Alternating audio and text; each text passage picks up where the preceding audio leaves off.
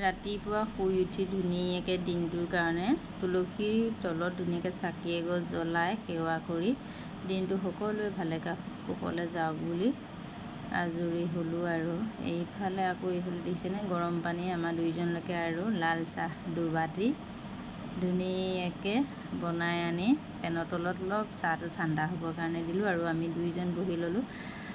ধুনীয়াকৈ ভাবিলোঁ ৰাতিপুৱা এনেকৈয়ে আৰম্ভ কৰিলোঁ আৰু এইফালে সৰু ল'ৰালে মেগী সিজাই আছোঁ আৰু এইফালে যিহেতু সৰু ল'ৰাহঁত স্কুললৈ যাব টিফিন দিব লাগিব সেইকাৰণে ৰুটি মানে পুৰি বনালোঁ কেইখনমান। আৰু এইফালে চাওকচোন এইজোপা দেখিছেনে আমাৰ ঘৰৰ মানি প্লেণ্ট দেই।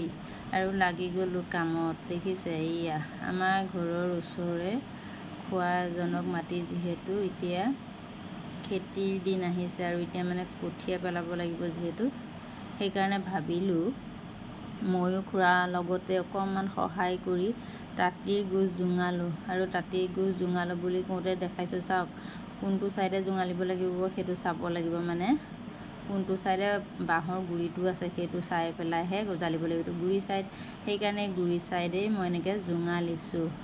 আৰু মানে কি হয় এনেই থকাতকৈ ভাবিলোঁ খোৱাৰ লগতে এইখিনি অকণমান শিকাও হ'ল ব্যস্ত হ'লোঁ আৰু আগতেও যিহেতু মই তাঁতীৰ গোজ জোঙালিছোঁ ভাবিলোঁ অকণমান আপোনালোককো দেখাই দিওঁ ঘৰত থকা সময়কণ কি কৰি থাকোঁ। সদায়তো দেখাব নোৱাৰোঁ ন, কেতিয়াবা মাজে মাজে দেখাওঁ। আগতীয়াকৈ যিহেতু কঠীয়া পাৰিব লাগিব আৰু কঠীয়া পাৰিবৰ কাৰণে এতিয়া জেওৰা নিদিলে গৰুৰ পৰা ৰাখিব নোৱাৰিম, সেইকাৰণে এনেকৈয়ে তাঁতি দিবৰ কাৰণে মানে জেওৰা দিবৰ কাৰণে দুইজনে ধুনীয়াকৈ কাঠি জোঙালি